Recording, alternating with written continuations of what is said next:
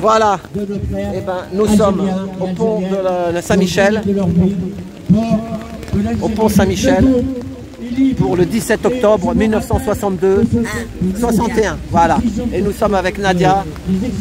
Merci Nadia d'être là.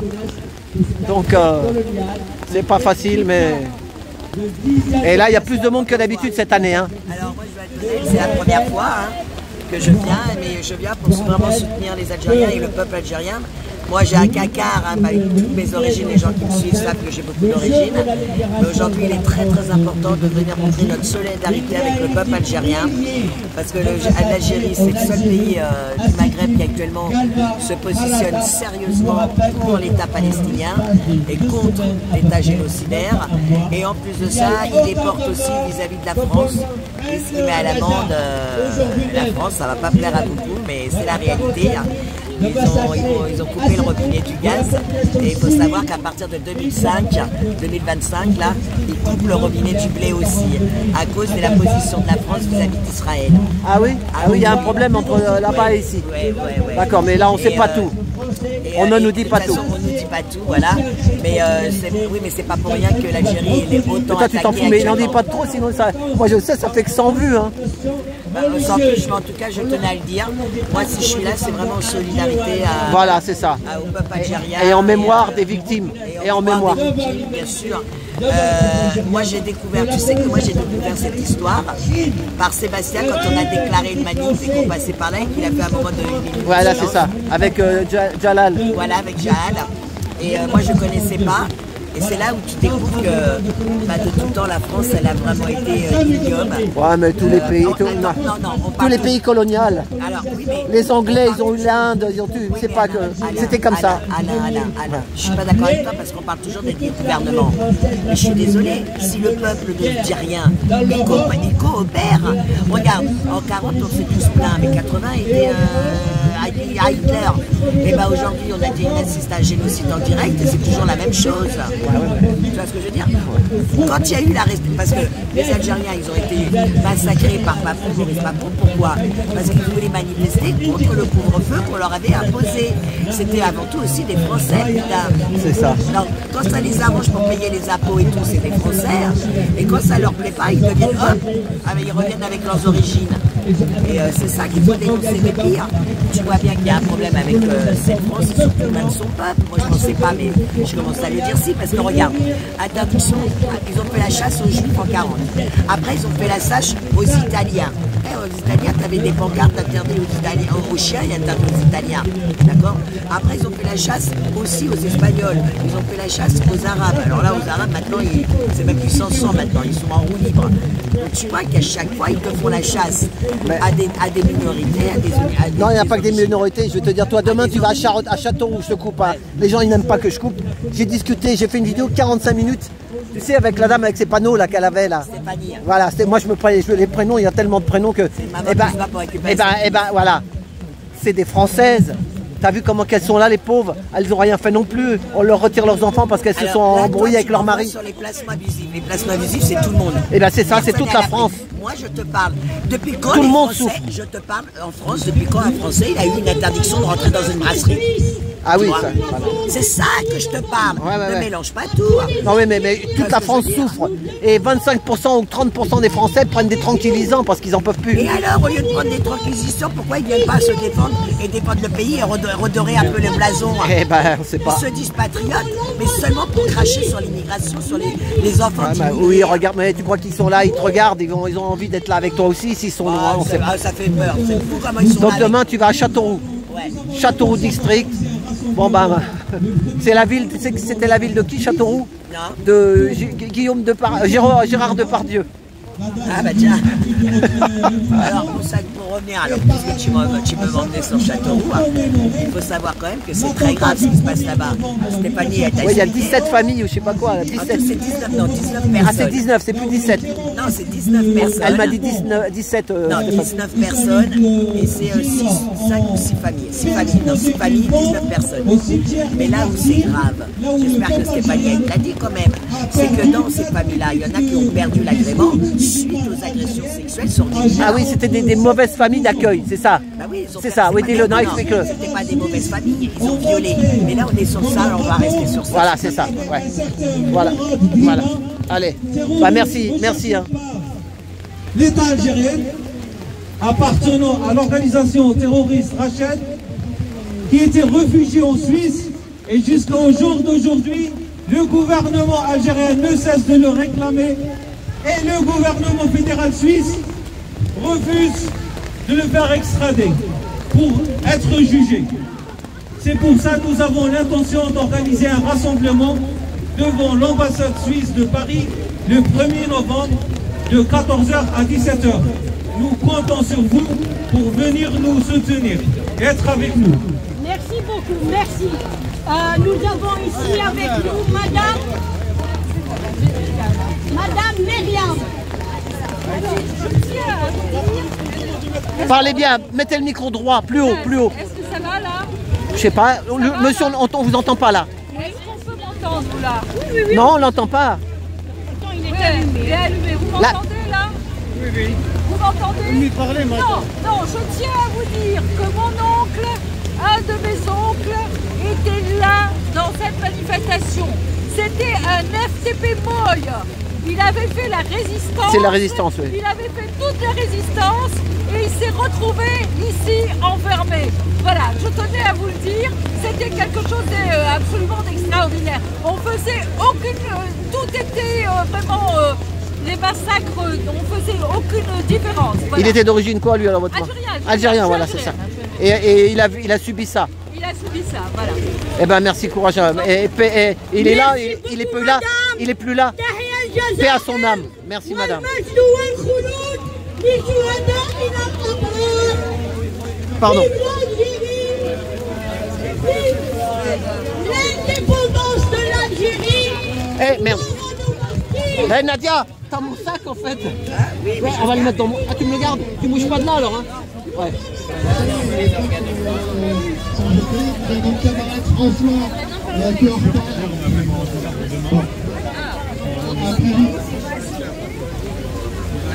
Là il y a du monde plus que la dernière fois.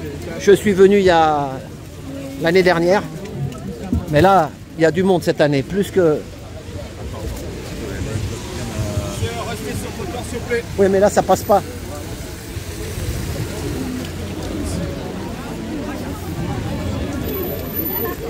Je cherche un monsieur, mais je ne le vois pas. Je cherche quelqu'un. Mais le Hamas, elle a gagné. Bonjour, ça va? Voilà. 17 octobre 1961. La préfecture, elle était là-bas, devant Notre-Dame. Et le Hamas, elle savait que l'accord d'Oslo, ça va pas... Madame, il faut pas tout. Oui, juste parce que... Il faut pas qu'il y ait des... Bonjour, ça va? Ça va?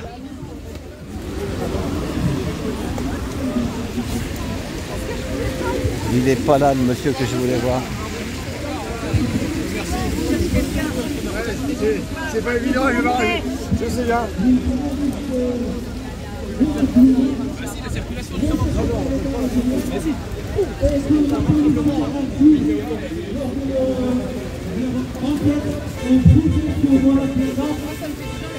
Beaucoup de...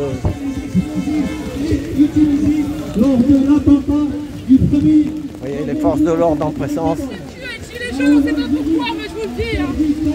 Ça va? Ça va? Ça va? Ouais. Ce monsieur là, le soleil dort, là, je suis trempée, je suis limonée là, regarde, pardon. Je parle de côté. Hein. Ouais, parle de côté. Je dis, moi j'ai du pouvoir d'achat, il veut d'abord que je consomme avant d'aller aux toilettes. Ça me gaffe quand on me dit ça. Ouais, ok, je vais vous laisser 2 € sur le comptoir, je les ai les 2 € pour aller aux toilettes. Il voulait pas? Il les a pris? Parce qu'il y a des gens qui viennent, ils font quoi les gens? Ils vous mettent du caca sur les murs? Excusez-moi de parler comme ça. Oui, bon. Il m'a dit ça. Bon, enfin là, voilà, c'est dur, t'as vu pour la... Le policier, il est passé, rien du tout, il lui a rien dit, j'ai allez-y. Ah bah ouais. Et plein pouvoir à la police. Lui, il n'a pas besoin de consommer. Ils sont là toute la journée. Ils sont là toute la journée. Ils font quoi les policiers toute la journée avec le palais de justice? Là, ils font quoi? Voilà, courage à toi. Il y a pas de barrage tout à l'heure, il n'y a pas de barrage. On a le droit de se promener Moi, ils voulaient pas que je passe non plus, j'ai réussi à passer. Là-bas, c'est pareil, on te fait un barrage aussi.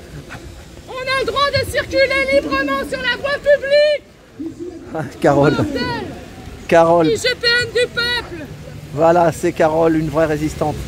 Voilà. Ah, tu parles. Bah si, t'es là tout le temps. De quoi? Bah tu résistes, t'es là. Moi, je peux boire un café pour aller aux toilettes, j'ai le pouvoir d'achat. Si vous vous rendez pas compte du nombre de gens qui n'ont même pas 1,50 €. Allez, on baisse d'un ton. Ton truc, il est... Fais gaffe. Ah ouais, oh putain. Merci. Tiens mon téléphone là, tiens-le comme ça. Parce que je suis trempée aussi. Tiens, Faut pas que je le fasse tomber. Attends, alors attention, on me bouscule pas. Que je répare. T'as raison, j'ai crevé Il un œil est sous avec quelqu'un. assurance. Oh merci d'être là. Je me repose sur ton bras. Je parle plus aux caméras, mais c'est pas grave. Donc, j'ai envie d'aller aux toilettes, mais c'est pas grave. Bah tu as été quand même, il a pris les 2 balles. Non, il m'a saoulé. Ah, il a pas voulu les Il prendre. m'a chauffé. Oh Il me putain. dit la police est là tout le temps. Je dis, voyez les quartiers riches comme vous êtes, hein. Ils nous ont obligés à faire le tour. Voilà, on a fait le tour, voilà, vous aussi. On a fait le tour, voilà. Et parce qu'ils veulent pas qu'il y ait trop de monde. Ici ont été Trop de monde de Sympa. sympa. Ils ont fait leur devoir, ils nous ont laissé passer. Et Mais ils ont peur qu'il y ait trop de monde parce que là il y a du monde. Hein. Mais là, le problème c'est que La police peut avec faire son travail normalement. Bien sûr que la police peut faire son travail normalement, heureusement. Ils étaient étonnés d'entendre qu'on nous avait interdit le passage. Regarde, ouais. un peu sur la route quand même. Bon ben, bah, je vais aller voir les prises de parole. Allez, merci Carole. J'ai fait des belles vidéos là. Bah, j'étais au tribunal cet après-midi. Moi depuis 14 h je suis au tribunal. Pierre Barderias. Syndicat GJ, excuse-moi, je suis super contente. Ah Ça ouais, y est, ils en parlent un peu. oui, elle est passée sur Sud Radio là, avec l'autre. Maintenant, on a deux, en live quand même, on va avoir 2 personnes au syndicat Gilets jaunes pour défendre tous les travailleurs du pays. Ouais, mais comme il y en a tellement. Tous. Si tu ils vont... défends les petits, tu défends les grands. Bravo syndicat GJ. Merci. Il y a 2 personnes. C'est vrai, ils ont ouvert la qui vont porte. enfin défendre Ça m'a les fait plaisir travailleurs aussi. dans ce pays. Ils ont ouvert la porte, il faut le dire. Elle est passée chez Pascal Pro. Chez Pascal Pro, c'est. Syndicat GJ, les amis. Voilà, voilà. Allez. Ah, excuse-moi, qu'est-ce qui s'est passé juste? Eh ben, c'est Barderias, ils ont annulé sa plainte contre l'AFP. Annulé, il va falloir qu'il fasse. je suis pas au courant. Bah, Barderias, tu sais, le film, celui qui a fait le film. Oui, sur le film, bah, ça y est, j'en ai mis 2 déjà. Celui qui a fait le film les survivantes. Regarde comment on est trempé. Voilà. Hop, séchage. C'est pas grave, c'est pas grave. Voilà, mais la lutte fait vivre longtemps. Eh, tu sais, s'ils nous descendent pas avant, croyez-moi, il y a des femmes qui ont lutté, qui ont vécu très longtemps parce que la lutte maintient en forme. Voilà. Massacre des Pacifiques, ça commence à bien se faire. Voilà. Attends, je vais filmer le monument. Attends. Voilà, le monument, pardon. Pardon, excuse-moi. Attends, fais voir la plaque, pardon, excuse-moi. Voilà, à la mémoire de nombreux Algériens tués lors de la sanglante répression de la manifestation pacifique du 17 octobre 1961. C'est cela même. Voilà, monsieur. J'ai ma cousine, c'était la plus jeune, Parle pas, Fatima Bédar. Ah, ben si, ben, Fatima Ah, ça Bédar. te dit quelque chose? Oui, il y a le docteur de l'abbé Pierre. Il en a parlé de Fatima Bédar. Ah, Il y a l'année dernière, j'étais là l'année dernière. J'étais là l'année dernière. bah, c'est comme ça qu'Elodie est devenue... Et il a parlé, bah regarde ma chaîne sur Trotti Taxi. Et l'année dernière, il y en a qui ont parlé de Fatima Bédar. Oui, oui. En plus, le médecin, je crois que c'était le médecin, même si maintenant, c'est plus. L'année dernière, c'était pas encore le problème. Il était le médecin de l'abbé Pierre.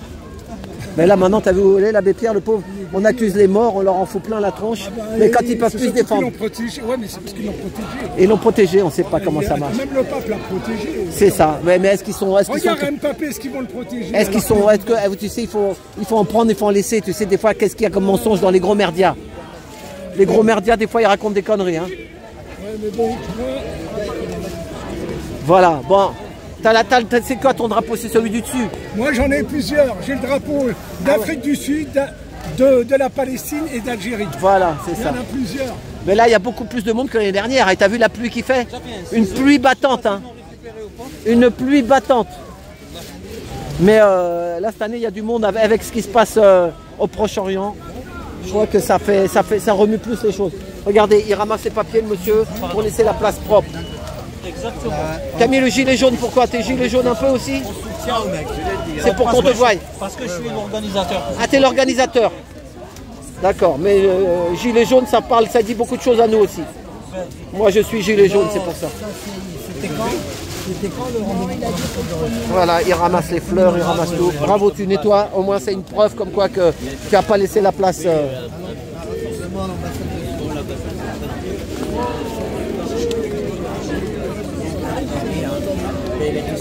Il pleut plus, non? Non, bah oui, apparemment. Mais là, je voulais vraiment marquer tout parce que comme je disais, non seulement pour les victimes. Ouais, la vache. Non, rallume. Je voulais marquer tout pour le soutien à des Algériens. Il repleut, il repleut.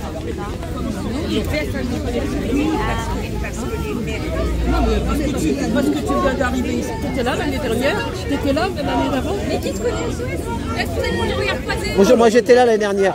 Il y avait moins de monde, hein. Cette année il y a plus de monde quand même. Il y a de la...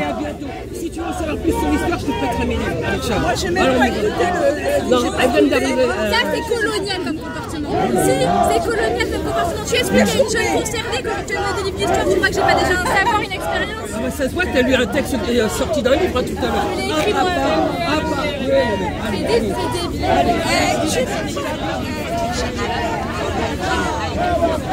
Quel est le problème? C'est quoi le problème? Non, je te filme pas, parle et puis... On a pris la parole pour SOS Racisme, ils nous ont coupé la parole. Et en plus j'étais jeune, j'ai écrit le discours moi-même, j'étais intimidée de prendre la parole et tout, parler sur mon histoire algérienne, et ils m'ont coupé la parole, ils m'ont enlevé. Ouais, mais tu sais, la politique, elle a fait tellement de mal. Ils nous ont enlevé le micro. Mais qui? Les associations de personnes de Au nom de la mémoire. Hein? L'association au nom de la mémoire.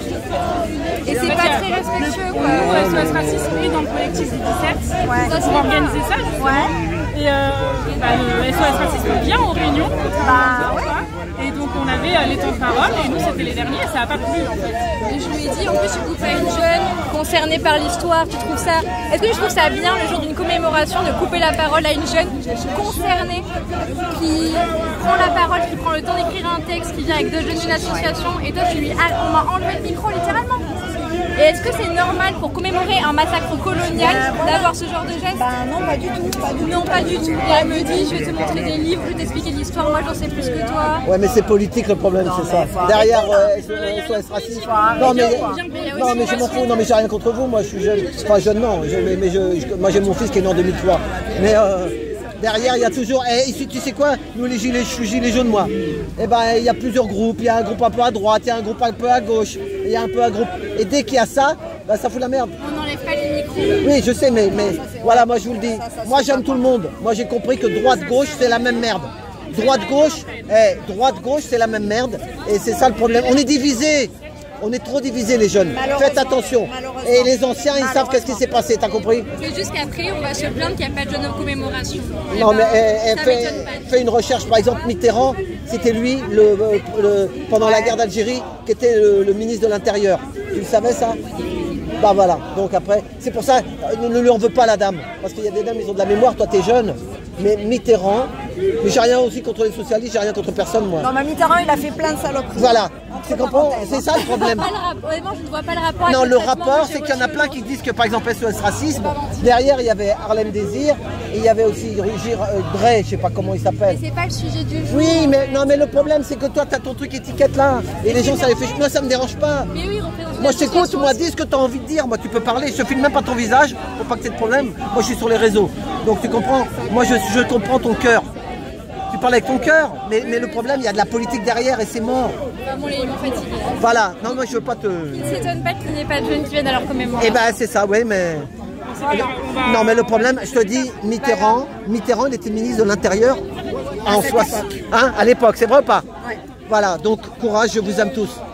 Voilà, bien sûr, tu as fait d'être là et j'espère que nous, on sera plus là et que tu seras là plus tard et qu'il y a des choses que tu comprendras. Mais continue ta lutte, je t'ai pas dit de quitter... C'est moi qui n'ai pas compris. Non, non, non. Mais non, tout doucement, tu vas apprendre les choses, t'apprends. Et puis, je t'ai pas dit de quitter ton truc, reste dedans. Mais sache les trucs, comment... Cherche, tu vois, c'est pour ça qu'elle a dit les livres d'histoire. C'est pour ça qu'elle est comme ça, la dame. Mais c'est pas de sa faute.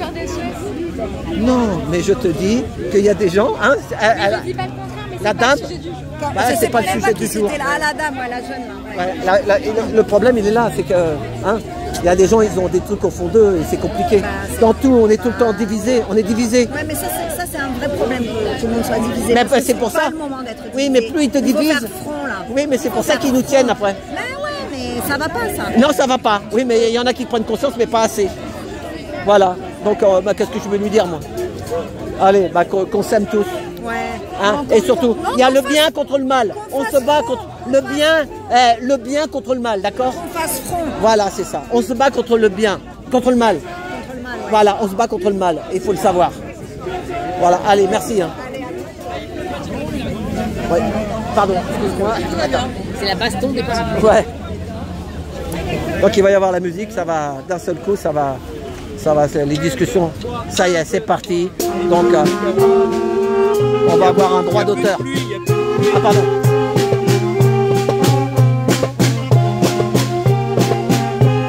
On va avoir un droit d'auteur et puis ça va tout couper comme ça. Voilà. Voilà la musique. Bon. Ah bah tiens là il y a un monsieur qui parle. Non, pardon. Pardon. Le rassemblement à Nanterre a été interdit, me semble. Mais dans d'autres lieux, le pont d'Argenteuil, le pont de Clichy, le pont de Beson, Saint-Denis, en fait, tous les ponts de Paris et de la région parisienne ont été des lieux de martyrs. Et il est une chose importante et positive, c'est que cette mémoire que les tortionnaires voulaient enfouir dans les eaux froides de la Seine, eh bien cette mémoire, ils n'ont pas pu l'éteindre. Et d'année en année, eh bien on a de plus en plus de jeunes qui s'intéressent au 17 octobre et qui vont sur ces différents ponts pour justement honorer la mémoire des martyrs. Ça c'est une chose. Une deuxième chose que j'aimerais dire, et cela est très important, c'est même essentiel, c'est que le crime du 17 octobre 61 n'a pas été un crime anodin, n'a pas été un crime imputable, comme on le dit trop souvent, au préfet de police Papon, mais c'est un véritable crime d'État au sens propre du terme. Et je vais l'expliquer. C'est un crime d'État, c'est un massacre d'État. Et quand je dis un massacre d'État, ça veut dire que c'est un massacre qui a été organisé, planifié, qui a été assumé par l'État français et exécuté, et je vais le démontrer, du niveau le plus haut au niveau le plus bas. Partons du haut. C'est un crime, contrairement à ce que l'on a trop souvent entendu pendant longtemps, par les faussaires de l'histoire, c'est un crime qui a été avalisé au plus haut niveau. Ce n'est pas uniquement Papon. Le général de Gaulle était au courant. On ne peut pas imaginer que l'on assassine 400 personnes qui étaient, je le rappelle, pour la précision, qui n'étaient pas des Algériens. En 61, ils étaient encore sujets français. Ça veut dire que c'est un régime qui a massacré ses propres sujets. Et vous savez que par une sorte de bizarrerie administrative, dès l'instant à l'époque, il n'y a plus de code de l'indigénat, hein, mais dès l'instant où un indigène, enfin, on va les appeler encore comme ça, arrivait en France, il n'avait plus le statut d'indigène qu'il avait en Algérie, par une sorte de transmutation. Et ça veut donc dire que les gens qui ont été assassinés, contrairement à ce que l'on dit, ne sont pas des Algériens au sens propre, sont des sujets français de plein droit. C'est-à-dire que c'est un État qui a massacré ses propres sujets, même s'ils n'étaient pas citoyens à part entière. Ce qui fait de ce crime, ce qui donne à ce crime une gravité supplémentaire, pas au point de vue moral, parce que pour nous un mort est un mort, évidemment, mais au niveau de la responsabilité judiciaire, c'est un État qui a massacré ses propres sujets. Donc on n'est plus dans le cadre d'une guerre. En plus, il s'agissait de civils non armés. On ne peut pas imaginer que le général de Gaulle ne pas être au courant de ce massacre. C'est impossible. C'est quelqu'un qui avait la maîtrise de son État, qui aimait savoir ce qui se passait, et on imagine mal de Gaulle avoir été mis devant le fait accompli par un petit préfet de police. C'est impossible. Deuxièmement, Michel Debré, le Premier ministre. On sait que les négociations d'Évian ont commencé à l'époque, que Michel Debré est totalement opposé à ces négociations déviantes et de ce fait, il est évident que Michel Debré a laissé faire le massacre et pour cela, il a donné à Roger Frey, le ministre de l'Intérieur, toute latitude pour effectuer la répression. Quant à Roger Frey, lui aussi très opposé aux négociations déviantes, vous avez compris que aussi bien Debré que Frey, c'était un moyen pour eux également de couper l'herbe sous les pieds de De Gaulle, qui lui était évidemment favorable. Donc il y avait une sorte de rivalité entre Mitterrand, eux. Mitterrand, il n'était pas dedans? Non, Mitterrand n'est pas du tout au pouvoir. Je vais dire un mot sur l'opposition ensuite. Ah d'accord. Mais il est évident que pour Debré et pour Frey, c'était un but, il y avait un but politique. C'était réprimer sauvagement le FLN pour pousser le FLN à entreprendre des actions violentes en France de façon à faire échouer les négociations déviantes. C'était ça l'objectif. Pousser le FLN pour répondre au massacre du 17 octobre à faire des attentats en France et de cette façon, ça aurait mis un terme aux négociations déviantes. C'était ça le calcul. Et je reviendrai sur De Gaulle ensuite. De ce point de vue, Bacon a été directement le bras armé de Debré, le Premier ministre, et de Frey, le ministre de l'Intérieur. Mais ce n'est pas terminé. On arrive à l'échelon de la préfecture de police. Mais il n'y a pas que cela. C'est un massacre qui a requis, et quand nous disons massacre d'État, c'est parce que c'est un massacre qui a requis tous les ministères, enfin de nombreux ministères. D'abord, évidemment, le ministère de l'Intérieur, je l'ai dit. Mais ensuite, le ministère des Armées.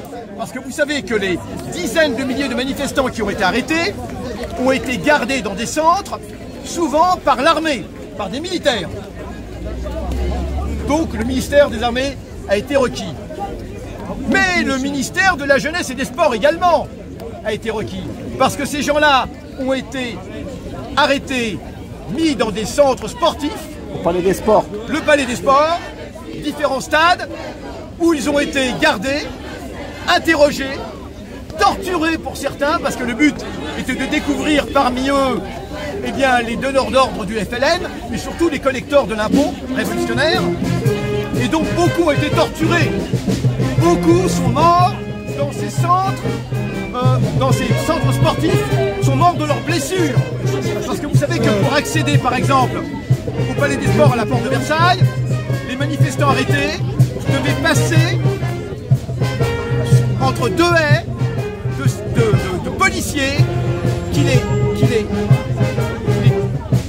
leur assénaient des coups de bidule, ce qu'on appelle le bidule, c'est la grande matraque en bois, et beaucoup, ces bidules rompaient les os, déchiraient les visages, c'était absolument effroyable.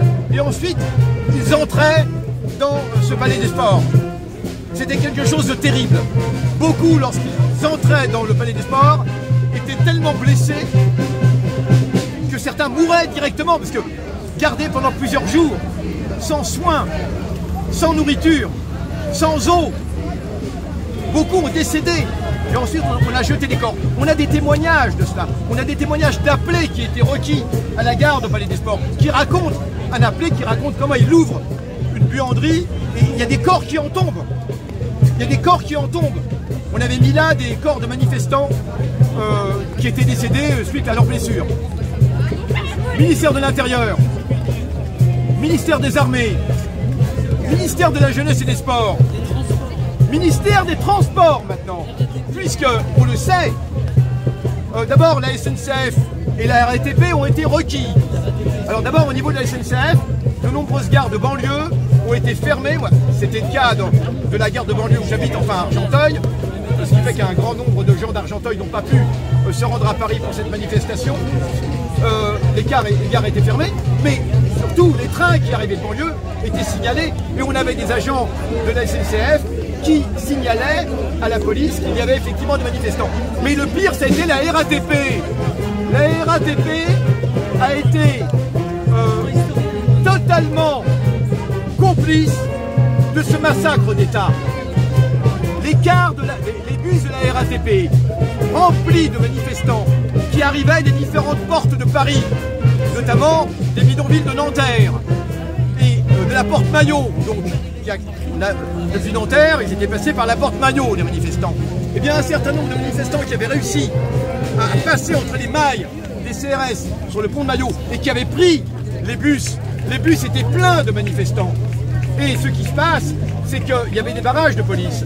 Et lorsque les bus arrivaient à proximité d'un barrage de police, ce sont des rescapés qui l'ont dit, donc le chauffeur faisait des appels de phare pour dire mon car est plein de manifestants algériens.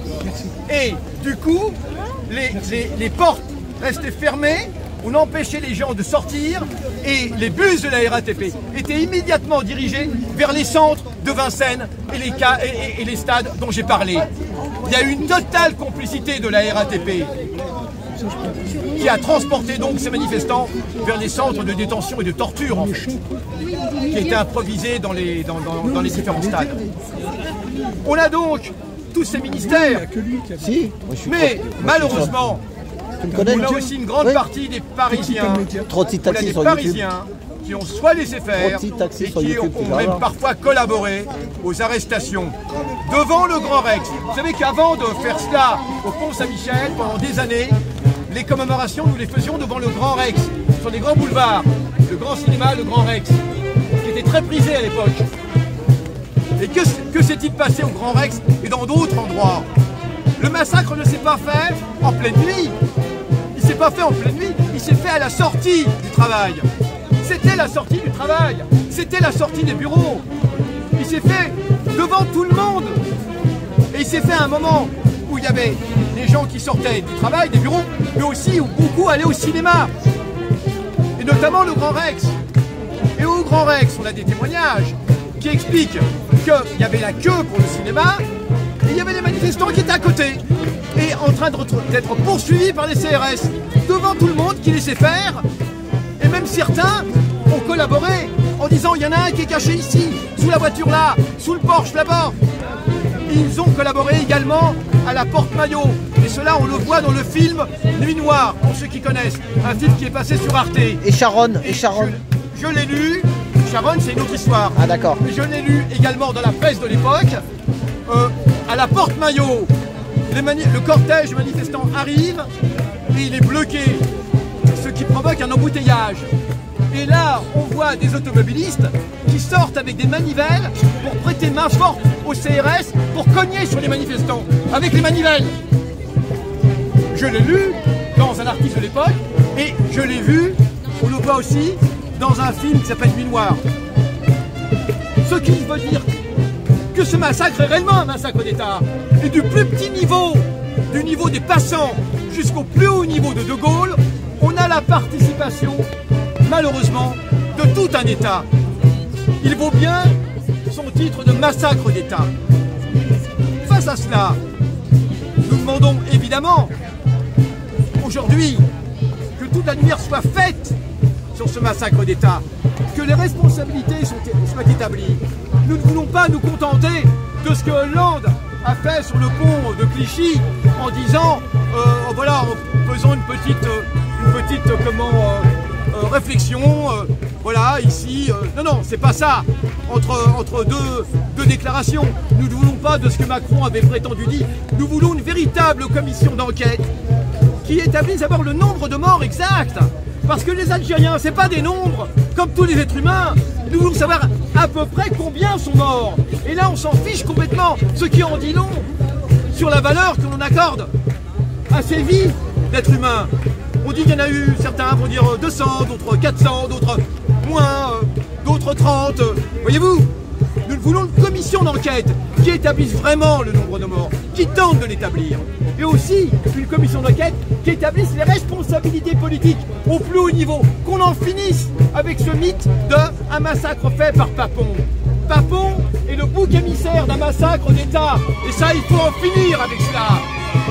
C'est l'État français le responsable. Parce que je rappelle que ce crime est un crime imprescriptible. C'est un crime imprescriptible. Ça n'est pas un crime, c'est même pas un crime de guerre. De quelle guerre s'agit-il? Contre ses propres citoyens? C'est un crime contre l'humanité. C'est un crime contre l'humanité, il a cette qualification. Et cela veut dire qu'il est absolument imprescriptible, quel que soit le temps écoulé depuis. Alors, ce n'est pas par acte de vengeance que nous cherchons cette vérité. Ce n'est pas un acte de vengeance, ce n'est pas un acte hostile au peuple français.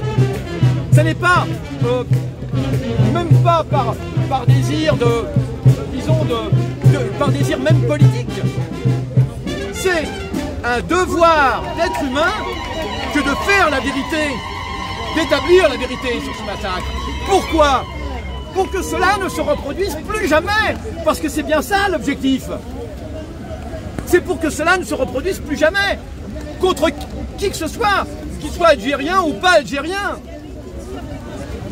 C'est cela l'important, que cela soit édifiant, et qu'on en finisse avec ces omissions mensongères que l'on trouve dans les programmes scolaires, dans les manuels scolaires,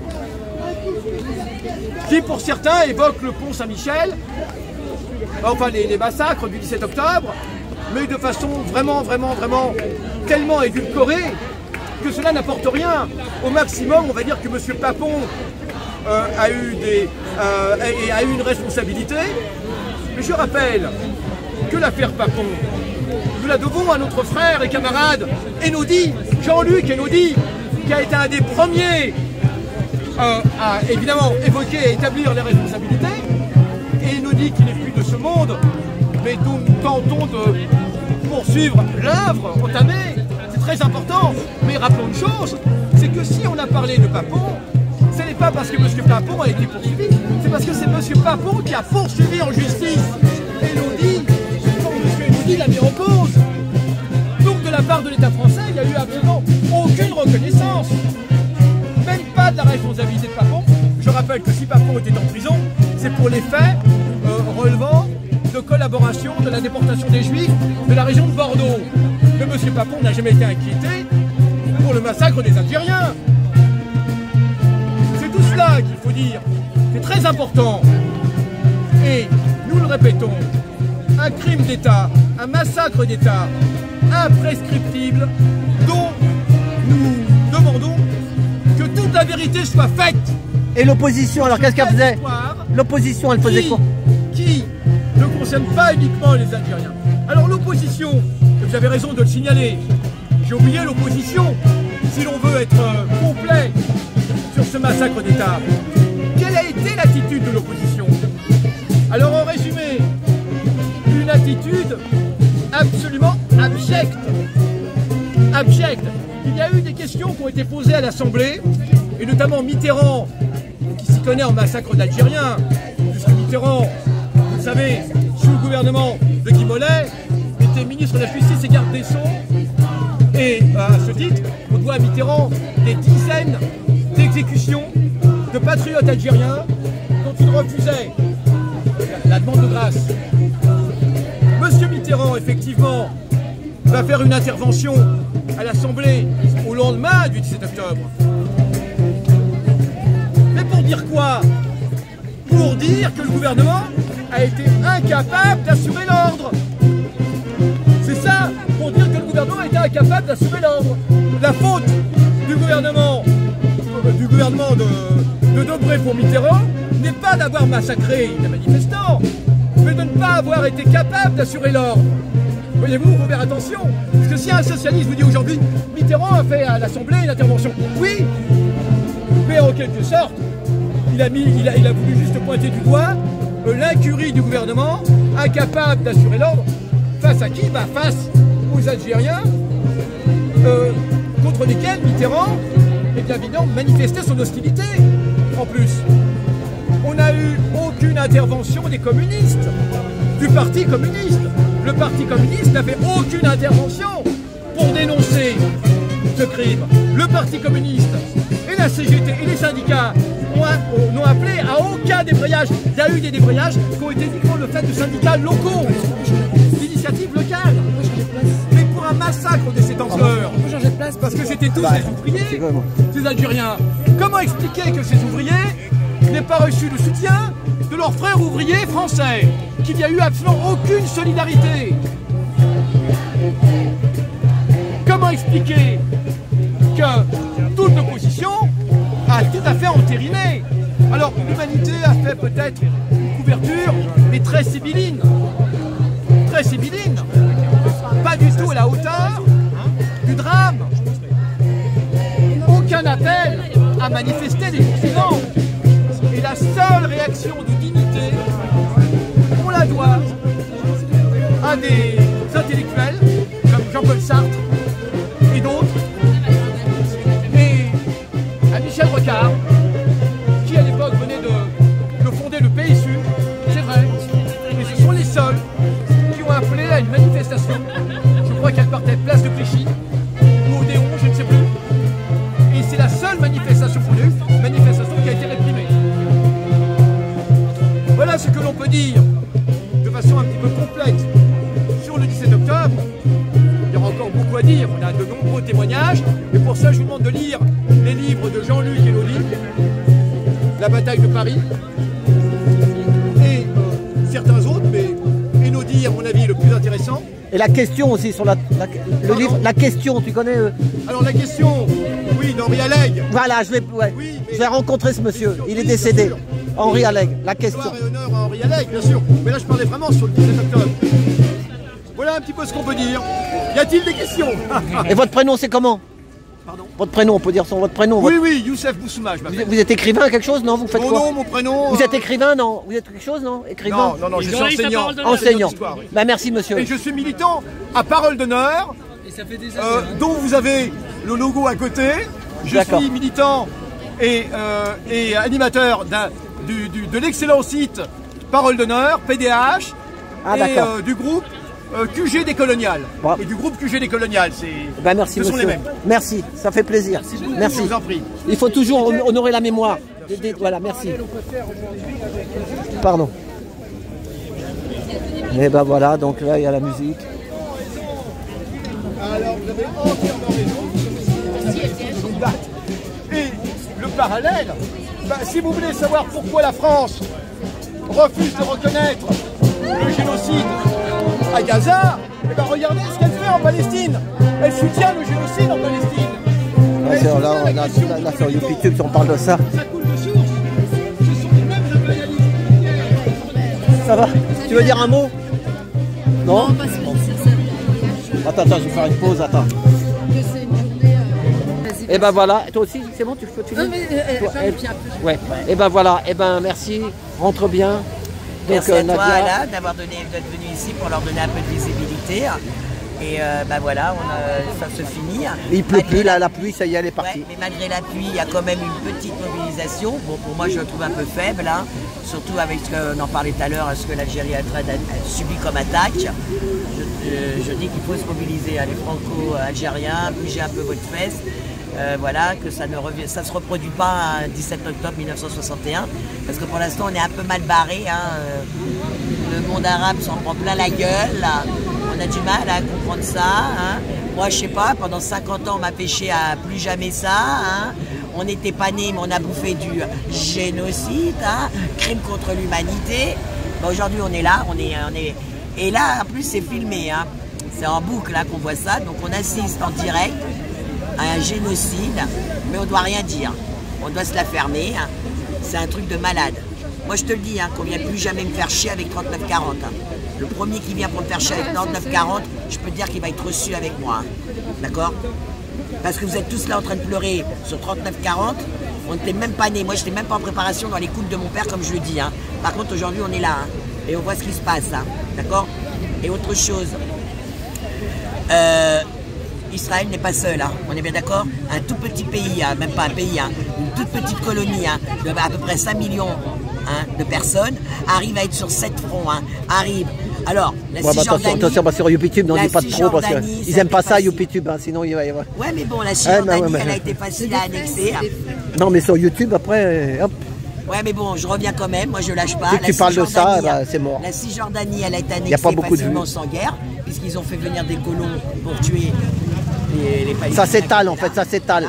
Ça s'étale au Liban, ça s'étale en... Ils attaquent le Liban, et pareil, allez vous instruire. CIA, guerre secrète, 1981, 1987. Et vous allez voir qui était derrière les attentats à Beyrouth. Le Hezbollah n'a pas été créé en 82, mais en 85. Pourquoi? Et même Rima, elle avait fait une interview et elle disait 82.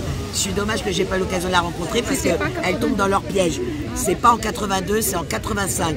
Mais pourquoi il veut vous dire que le Hezbollah il a été créé, soi-disant en Soum Soum, avant qu'il devienne officiel en 82? C'est pour mettre les attentats de 82 et 83 sur leur dos.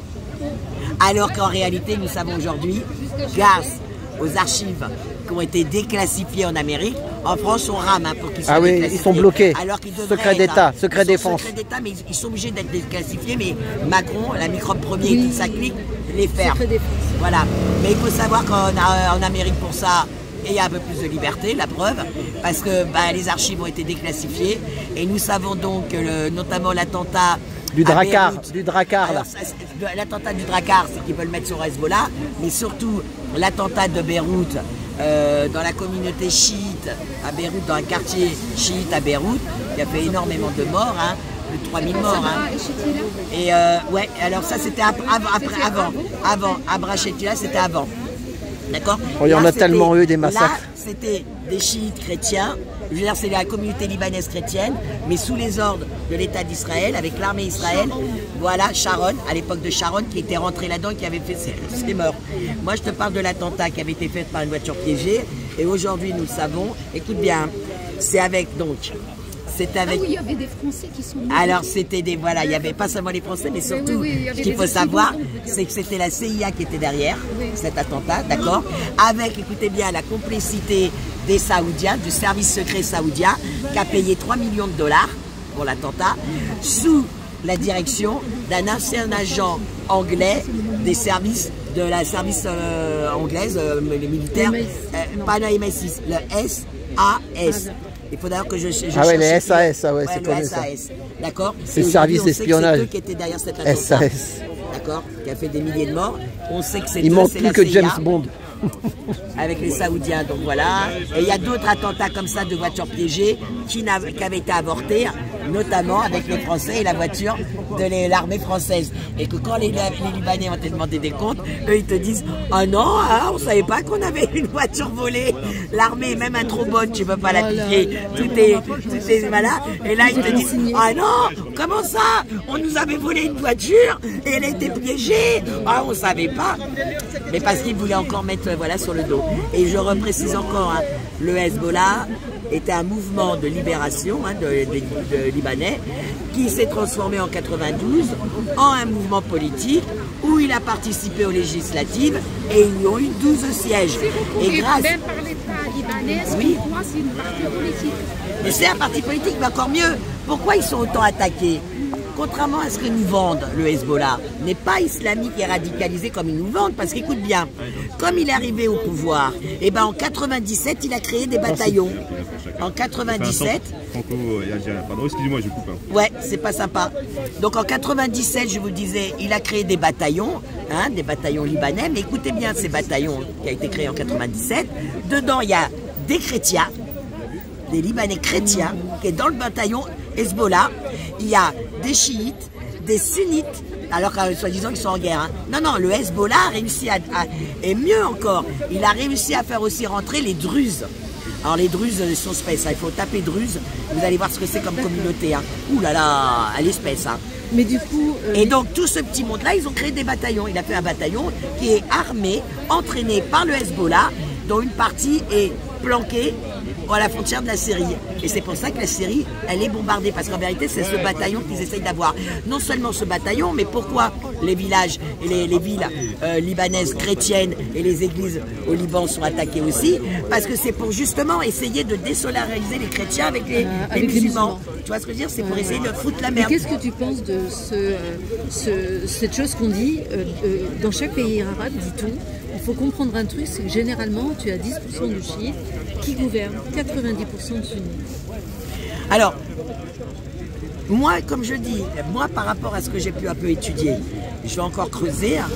Moi, du moment, c'est comme si qu'aujourd'hui, en France, on met un gouvernement chrétien. Pour l'instant, on a un gouvernement sioniste qui nous la met profondément. Mais si demain, tu mets un gouvernement chrétien qui va, même moi qui ne suis absolument pas chrétienne, mais faire en sorte que je vis bien, qu'est-ce que j'en ai à foutre? Non. Tu vois ce que je veux dire? Non, alors ça pour aller jusqu'au bout, le problème qui se pose dans les pays arabes, c'est que en général, les chiites, l'Occident dit aux chiites, si vous voulez rester au pouvoir et régner dans l'opulence, vous avez intérêt à écouter ce qu'on vous demande. Ah mais là c'est autre chose encore, là c'est encore autre chose. Voilà. C'est une manipulation de l'Occident, comme ils essayent de faire avec l'Iran. Avec l'Iran, ils sont en train de nous vendre avec hashtag ma mèche de cheveux. Mais putain, mais allez voir vraiment ce qui se passe là-bas. Vous verrez qu'il y a des villes qui sont... Les bonnes femmes, elles sont encore plus libérées. Il y a plein de bonnes femmes qui marchent en voile. Il y a quelque chose que ça les qui est hallucinant. États-Unis, elle a dit, averti Israël, il ne faut pas taper l'Iran dans les endroits stratégiques. Oui, mais ça mais ils ont peur. Et pareil, tu sais, c'est pour te dire la différence. Moi, c'est comme ça que je les démonte. Moi, c'est comme ça que je les démonte. Ces fachos de merde là, qui pointent toujours l'islam. Si réellement c'était des terroristes, comme ils disent tous ces pays-là, tu crois que ça fait pas lurette qu'il aurait dû rentrer en Israël? Mais pire, ils te disent le dôme. Mais d'où ton dôme? Il y a on a vu le 7 octobre comment le dôme a protégé les deltaplanes. Les mecs, ils étaient en deltaplane. Hein. Donc, ils n'ont pas su arrêter les deltaplanes et tu vas me dire que le dôme va arrêter les missiles. Mais pire, quand ils envoient un missile, c'est les premiers à dire « Ouais, mais regardez, ils ont rien touché. » Mais ça prouve bien que justement que eux ils sont dignes parce que eux, quand ils envoient un missile, c'est pas dans les immeubles comme l'État, c'est pas les hôpitaux, c'est pas les écoles comme l'État génocidaire. C'est ça la différence. Donc on voit bien qui sont les vrais terroristes aujourd'hui. Eux quand ils envoient des roquettes ou des missiles, c'est sur des bases militaires. Encore là ils ont dit à 4 soldats. Mais putain c'est des soldats, c'est comme si le pompier il va au feu, il meurt. Et on doit tous porter le deuil. Ben, je fais pas pompier, mon gars. Ouais. Que j'ai un profond respect pour les pompiers. Le parallèle que tu veux faire. Bah oui, ce sont des militaires. Du moment que tu es militaire, la mort fait partie de ton boulot. Ce sont des militaires. La mort fait partie de son boulot. Ils sont sur une base militaire. Ouais, l'Iran attaque la base militaire. À quel moment ils vont attaquer les civils? Et c'est là où tu vois la différence avec l'État génocidaire, justement. Les gens, ils devraient voir ça. Bah non, ouais bah tu vois, tu sais les pro-israéliens, ouais bah en attendant, ils nous attaquent pas tant que ça, ils nous font pas de dégâts. Mais connards, sois encore fiers, ça prouve bien que c'est pas des terroristes comme ton gouvernement, puisqu'ils n'attaquent pas les civils. L'Iran n'attaque pas les civils, le Liban n'attaque pas les civils, d'accord? Contrairement à les raclures en face. Et la preuve qu'ils aient vraiment des raclures, tu te rends compte quand même. Et c'est pour ça que je me dis, à un moment, il va y avoir une bascule, c'est obligé. Le chétan qui se permet de dire au casque bleu, cassez-vous, sinon on va vous bombarder. Oui. Des casques bleus. Alors je vous signale quand même que c'est pas la première fois. Je crois que c'est dans les années 80-85 où les casques bleus avaient été aussi... Ils avaient subi un attentat, il y a eu des morts. Ouais, mais ciblés par le Mossad d'Israël. Hein. C'est Israël qui avait... Ah oui, c'est Israël qui avait aussi tapé les casques bleus aussi. Hein. Ah oui. C'est pour ça d'ailleurs qu'ils sont partis de la Palestine. Parce qu'à départ, il y avait aussi des casques bleus à Gaza. Hein. Mais ils ont parti parce qu'ils ont compris que c'était comme les journalistes. Hein. Leur tête, elle était mise à prix. Mais là, les mecs, ils sont au Liban, pays souverain, indépendant total. Parce qu'encore la Palestine, 75 ans de conflit, il n'est pas reconnu par tout le monde. Je veux bien. Oui, mais c'est ce qui a fait que c'est... Oui, mais c'est ce qui a fait que l'Hezbollah est apparu.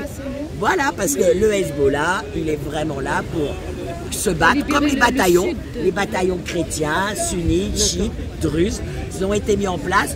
Et ils le disent ouvertement, eux par contre ils ne se cachent pas, ils se le disent. Nous sommes là pour neutraliser l'État d'Israël. Donc tu as des bataillons qui sont en place, qui sont reconnus. Eux-mêmes ils envoient à l'ONU. Nous sommes là pour contrer le sionisme et l'État d'Israël. Et après on te dit, ouais c'est des terroristes. Ben, c'est ça, c'est des terroristes, ils t'envoient, comme Israël, hein, ils t'envoient le carton d'invitation. Casse-toi de mon Liban, casse-toi de chez moi. Sinon, je te dis, ta race. Et ben, dans ce sens-là, ça marche pas, dis donc. Les médias, ils trouvent à redire. Pourtant, quand c'est Israël qui t'envoie le carton d'invitation en disant, hey, casse-toi, on va bombarder. Mais cassez-vous, tout est fermé. Mais ce n'est pas grave. Parce qu'à la télé, les médias putes, ils te le disent. Hein. Non, mais quand même, Israël prévient avant de bombarder. Hein. Et ben, le Liban aussi, Hezbollah il prévient aussi. Cache-toi Israël, sinon je te nique ta race. Il est où le problème? Prévient, sinon ils disent autre chose, comme quoi les terroristes ils sont mêlés avec la population. C'est pour ça, la population... C'est tout le temps comme ça. Hey, jusqu'à maintenant, les seules preuves que nous avons qui prennent les boucliers humains, les civils, c'est l'État génocidaire encore. Hein. C'est l'armée la plus immorale qui prend les jeunes palestiniens et qui les envoie dans les maisons et tout ça, d'accord, et les preuves, elles sont là. Hein. Il y a tout est là. Mais c'est hallucinant, quoi. Tu sais, pareil, pourquoi on est toujours en train de dire le Hezbollah marionnette de l'Iran? C'est pour justement minimiser le réel pouvoir de Hezbollah. C'est pour lui faire croire. Non, les seules marionnettes que nous avons sont dans nos gouvernements, les Sions, là, aux mains des Sions. Mais sinon, le Hezbollah, il est totalement indépendant. Mais ce qu'il faut savoir surtout, et c'est là où je suis quand même dégoûté que les gens ne s'informent pas, c'est que le Hezbollah avec l'Iran combat Daesh. Il y a eu des milliers de soldats libanais et irakiens qui sont morts dans les combats contre Daesh. Bon, nous, on sait pourquoi ils combattent Daesh. Ils ont vite compris que Daesh était la main de la CIA. Mais oui, on les a eus. C'est sur le 17 octobre. Ouais, on a moi, je ne l'ai pas eu, moi. C'est pas le même? Merci, c'est gentil. Il est tout frais. Comme je suis vieux, je suis resté au chaud pendant la pluie. Alors, il y en a deux. Merci, monsieur. C'est à quelle heure la fin, là, vous savez, non? Aucune idée. D'accord. Donc voilà, bon, c'est pour dire que le Hezbollah et l'Iran travaillent main à main pour neutraliser justement ces fameux terroristes de Daesh, alors qu'ils te disent que c'est eux les terroristes, l'Hezbollah qui est la marionnette d'Iran. C'est tout juste, ils ne disent pas que le Hezbollah et Daesh marchent dans la main, alors qu'en réalité ils combattent Daesh, ils combattent réellement le terrorisme sur leur sol aussi, parce qu'ils ont très bien compris, comme on sait maintenant que Daesh c'est une invention de la CIA, ils ont bien compris que Daesh pouvait mettre de la merde dans les pays. Ah oui, c'est comme ça qu'ils font tomber un gouvernement. C'est comme dans les quartiers quand il y a des clans contre d'autres clans qui s'entretuent entre eux là. Tu sais, des fois dans des quartiers à Marseille, tout ça là. Et... Donc voilà les amis, allez vous renseigner, faites votre travail, faites vraiment la formation. Voilà. Moi j'ai toujours dit, hein, plus tu es instruit sur ce qui se passe réellement, plus tu es informé et moins tu es manipulable. Parce qu'ils sont tous là en train de manipuler les faits. Mais en plus les faits, et pareil, hein, j'en ai rien à foutre qu'il y a 4000 ans, hein, soi-disant la Terre était dans le cadastre. Moi je vais prendre la Bible et je vais voir aussi où mes ancêtres ont posé le pied et je vais aller chercher le cadastre. Hein. Bande de connards, comme si c'était une raison. Mais le pire, c'est que tu sais quand même que tu as des historiens et des archéologues qui ont creusé ça pour savoir si réellement il y a eu l'exode de l'Égypte, soi-disant, Moïse et toute la tata. D'ailleurs, ça m'a fait rire. Petite parenthèse, t'as vu, ça fait 2 fois, là, le soir, il nous passe l'histoire de Moïse avec les Juifs qui quittent l'Égypte et tout le patacouin pour nous remettre ça dans la tête. Arrêtez avec les films hollywoodiens, parce que c'est que des films. Parce que je suis bien, les archéologues, d'ailleurs, ils ont eu la pression après, hein, ils ont creusé, ils ont trouvé aucune preuve que les Juifs sont partis d'Égypte. Aucune preuve d'exode. Alors avant les Juifs, il y avait un peuple qui s'appelle Philistins. Les Philistins. Philistins. Il faut chercher ce mot-là. Vous verrez qu'il n'y avait pas de machin. Pour ça, tout est refait. Les Philistins, c'est qui? Mais Philistins, moi j'ai regardé sur Google, parce que j'ai rencontré un monsieur qui vend des produits de l'huile d'olive et des trucs de Palestine en France. Il s'appelle Philistin et j'ai regardé, le premier truc, c'est un sale Google, ils l'ont sali ce nom. Philistin, ça dit des saloperies, il faut descendre en bas pour après voir... C'est pour ça que je dis... Tu sais, des fois, quand Google, ça appartient à... Tu vois ce que je veux dire? Comme Wikipédia, mais faites-vous de Wikipédia. Oui, modifie, voilà, c'est ça. Pour avoir des informations, une fois sur deux, elles sont erronées. Hein. C'est ça. Je te jure, elles sont vraiment erronées. Hein. Ouais, même Wikipédia, elle est là pour manipuler la pensée. C'est ça. Elle est là. On est d'accord. Bon, la parole. Juste rapidement, tu fais bien de mentionner, allez vous informer. Nous, on sait dans la dissidence qu'on a appris ça, c'est-à-dire que aujourd'hui, ce qu'on nous envoie à travers des médias mainstream, c'est la moindre des choses. D'ailleurs, moi, je regarde de moins en moins. Mais quand une information quand même arrive, le réflexe, c'est de se... Stop. Je pose la question, je doute. Je recoupe les informations et généralement, malheureusement, ils ne retranscrivent pas la réalité. Maintenant, par rapport à cette journée particulière, 17 octobre, j'avais vraiment envie d'être là. Moi, l'année dernière, je n'étais pas là. C'était très important d'être présent, mais une journée qui se bouscule avec le tribunal par rapport à l'affaire de Pierre Barmerias. J'espère qu'il aura le courage de faire appel. Et par rapport à l'actualité bousculée du Moyen-Orient, du Proche-Orient, il y a des intérêts aussi, des intérêts comme d'habitude. Bien sûr, le pétrole, le gaz. C'est ça. Et ils ont perdu les intérêts d'Afrique, il faut qu'ils aillent chercher au Moyen-Orient. Et tu as bien fait de me relancer juste ça, dans la mesure que pour vous dire que c'est vraiment derrière, il y a vraiment la main, et pas que la main de l'armement, il y a aussi les hommes, anglais, américains, français, allemands, parce que l'État d'Israël, l'État génocidaire ne peut pas être sur 7 fronts avec le peu d'hommes qu'ils ont. C'est impossible d'être sur 7 fronts. Parce que quand ils te disent ils sont attaqués sur 7 fronts, il faut comprendre, non, ils sont en train d'attaquer 7 fronts. Effectivement, alors la Cisjordanie, pas en mettant des armes, ils ont juste envoyé les colons qui font le travail, hein. Ils arrivent là-bas, ils tuent les Palestiniens, ils saccagent la maison, ils détruisent les oliviers, ils niquent les puits, d'accord? Donc la Cisjordanie, ça y est, elle est annexée. En réalité, elle est annexée, mais par de l'intérieur. Par contre, là, ils attaquent le Liban, l'Iran, d'accord? La Syrie aussi, ils attaquent, d'accord? L'Irak, ça a été fait. L'Irak, elle est tombée déjà depuis longtemps. Par contre, là où je ne comprends pas, c'est le 7e. J'ai trouvé les 6 fronts, mais je n'ai pas trouvé le 7e. C'est qu'après, j'ai compris quand j'ai vu la fameuse carte de Netanyahou qui a montré, hein, où ils ont dit tous ces pays-là, c'est les mauvais. Tous les pays-là, Arabie Saoudite, Qatar, c'est les gentils. Hein. Maroc, c'est les gentils. Hein. D'accord? Et bien, le 7e front, j'ai compris. Ouais. Non, Jordanie? Ah, Jordanie. Jordanie, ils sont pour l'instant avec eux. Mais quand ils n'auront plus besoin d'eux, quand ils auront annexé tous les autres pays autour, qu'ils essayent d'annexer les pays, la Jordanie, elle tombera avec eux. C'est en vérité la Jordanie, le 7e front. Donc moi, on envoie un petit message à la Jordanie, réveillez-vous, hein, parce que vous allez devenir le prochain Liban et Palestinien, quoi. Mais quand même, au travers de ce que tu dis, tu avais l'air de dire quand même tout à l'heure, ils font croire qu'ils gagnent du terrain, et en fait, ça va être compliqué. Ça va être compliqué, mais tant que, parce que pour l'instant, alors, pour eux, ça va être compliqué parce que le Liban, c'est pour ça qu'il y a autant de propagande à la télé pour essayer de nous faire vraiment haïr l'Iran. On va aller sauver les femmes. Hashtag mèche de cheveux. On va aller les sauver. Chez nous, les femmes, elles se font violer, elles se font tuer, mais on ne peut pas les dégager les obligations de quitter le territoire. Par contre, tu fais un tag antisémite, là, ils vont pouvoir te raccompagner chez toi. Le tag antisémite est beaucoup plus dangereux pour la France que le violeur et qui tue nos Françaises, hein, nos gosses et tout ça. Mais c'est pas grave. C'est pas gay. Là, je sais. Mais non, moi je te dis, pour l'instant, ça va être chaud parce que c'est à nous, le peuple, de faire pression sur nos gouvernements pour qu'ils arrêtent d'envoyer l'armement. Si on arrête les hommes et l'armement... Les Américains et les Français. Si on arrête les Français et les Américains, alors, et les Américains, pourquoi on les occupe, la population, avec Puff Daddy, pour qu'ils ne puissent pas monter au créneau pour faire pression, comme ils avaient fait avec la guerre du Vietnam. Vous savez quand même que la guerre du Vietnam, elle a fini par s'arrêter, alors pas seulement avec Kennedy, hein, mais surtout parce que la population, l'opinion publique, elle s'était tellement mobilisée qu'ils ont fait pression. Et c'est ça la force. Et ça avec le boycott. Ils ont boycotté aussi. Et d'ailleurs la preuve, nous on boycotte tellement que je peux dire qu'il y a des entreprises, elles prennent cher là. Le pays qui ça, ils te disent, ça sert à rien. C'est les Anglais. Ouais. C'était pas filmé. Parce que la Palestine, c'était occupée par les Anglais.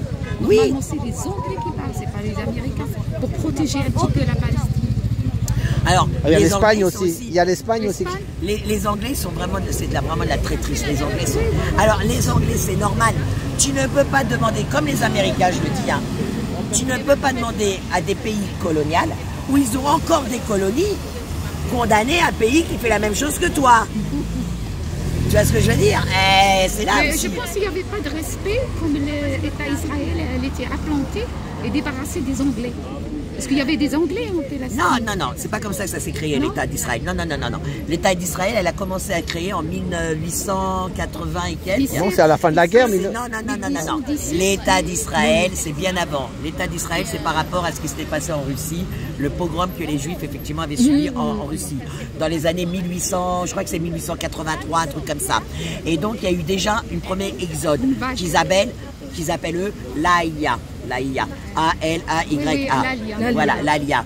D'accord? Et là, il y a eu 25 000 juifs qui est parti là-bas, d'accord? Ensuite, ils savaient qu'ils se préparaient 1914, la guerre de 1914. Donc, en 1903 jusqu'en 1907, il y a eu une deuxième vague de juifs qui est partie des pays d'Europe, pas que de la Russie sur ce coup-là, il est parti de la Pologne, tout ça, de tous ces pays-là, sont partis s'installer là-bas. Il y a à peu près 40 000. La première Aïlia, c'était à peu près 25 000 juifs.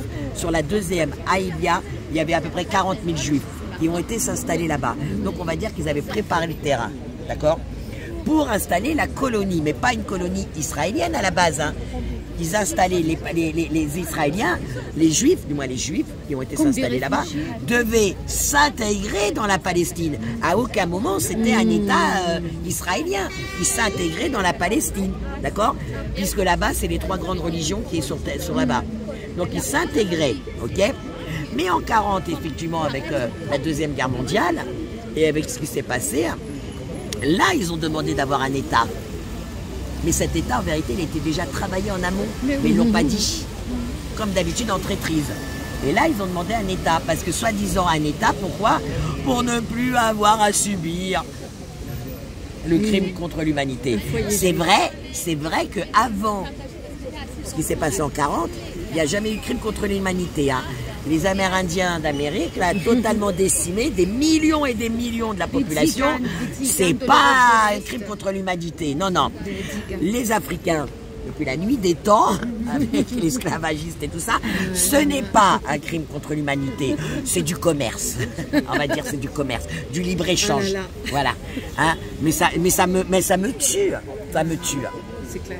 Ouais, moi ça fait plus d'une heure, hein. Ma vidéo elle va être longue. Hein. Grâce à Alain et grâce à d'autres, en nous donnant la parole comme ça, et ben on refait l'histoire et sur la YouTube, vraie histoire. Vous allez voir Trotti Taxi, comme la trottinette. TRO2TI, je t'ai pas filmé.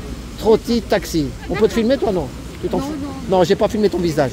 Voilà, TRO2TI Taxi. Je vous embrasse. Voilà, et ben bonne, parce que demain tu t'en vas à Châteauroux. Voilà, à Châteauroux District. Ouais. Voilà. Alors moi c'est les mamans qui me donnent le courage et surtout les enfants. Elle sera le 9, si tu veux la voir, le 9, à partir du 9 novembre. Ouais, c'est le 9 novembre. Ouais. Non, à Place de l'Opéra. Va la voir l'après-midi vers 14h. Nous, tous les deuxièmes samedis de chaque mois, là au mois de novembre. Voilà, ça c'est important. 9, on est à Place d'Opéra de 14h à 19h. Avec les mamans.